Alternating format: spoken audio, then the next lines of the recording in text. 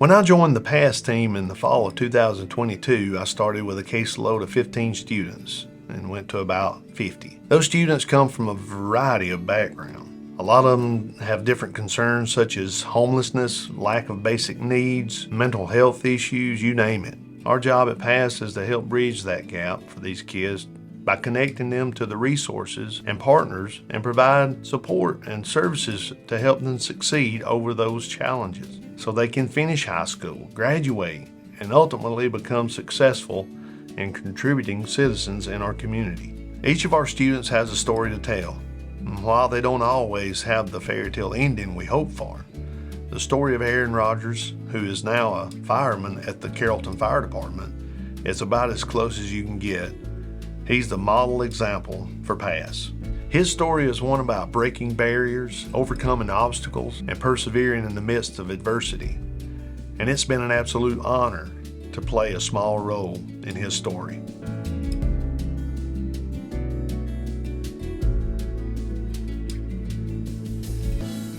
When Aaron was 9, his mother passed away from an aneurysm, and unfortunately he was the one who found her. When he recalls the details to me, he told me that he remembered that her face was purple and blue, and he ran out of the house to the neighbor who was an EMT, but it was too late. And from there, he said things just seemed to go from bad to worse. He and his younger brother got left in the care of his father and his stepmother, and that lasted for about 2.5 years before his dad was incarcerated. At this point, DFACS got involved, and the brothers were uprooted again and placed into foster care in Atlanta. Aaron told me that he constantly threatened social workers that he'd run away if they didn't keep him and his brother together, because he was the last bit of family that he had, and he wanted to protect both of them from losing anybody else. When Aaron was around 15, custody was given back to his father and stepmother. And for about a year, he said it seemed like things were as normal as they could be and had been for a long time. Until once again, they weren't. Aaron's father was sent back to jail, and that left his brothers in the care of their stepmother. Aaron recalled that at this point, he was slowly losing hope in everyone and everything, and he shared that he felt like life was again just spiraling out of control.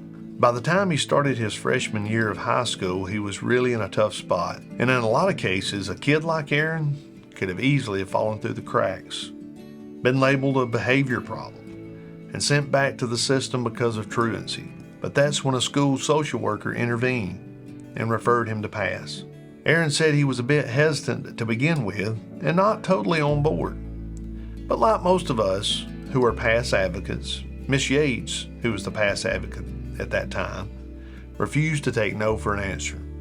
Now Aaron, he would joke about this, and he would say that she threatened him into putting his best foot forward.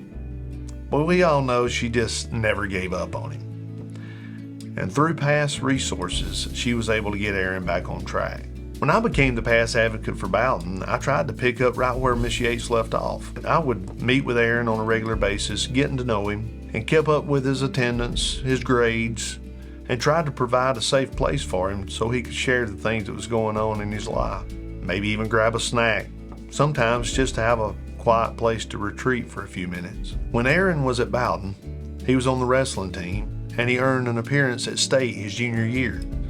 He excelled on the field too. He received Defensive Player of the Year in soccer and a state football title. I remember at one point Aaron was in desperate need of some new cleats, but he didn't have the means to buy any. But PASS was there for him too. With our partnership with the Carrollton Police Department's Shoe Give Back program, we were able to get him the cleats that he needed. After winning the state championship in football his senior year, Aaron confided in me that he has always wanted a letterman's jacket, but he just didn't have the means to get it. It was a single conversation, but it definitely pulled on my heartstrings, and I felt it was a rite of passage for Aaron. So I started making some calls. After speaking with other school staff, PASS partners, and local sports apparel store, we placed an order for the jacket and could hardly wait for the day that I could gift it to him. When that day came, I strategically placed it in our snack closet and invited Aaron to come take a look at what new items I had in the snack closet. And right away he spotted the letterman's jacket with his name on it. in his patches. And then all of a sudden, our athletic, tough guy just began to melt. He said it was something he'd never forget, and actually, neither will I.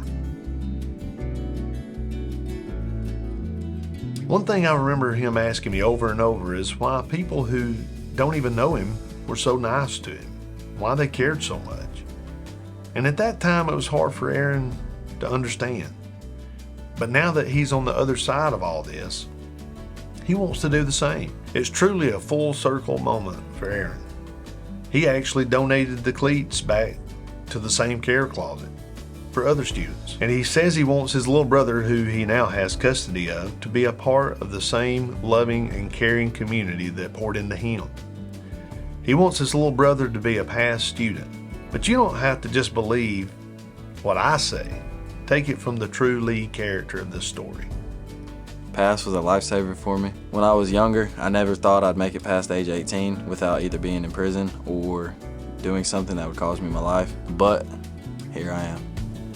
Thank you, Aaron, for trusting Pass to be part of your educational journey and part of your success story. We can't wait for the next chapter.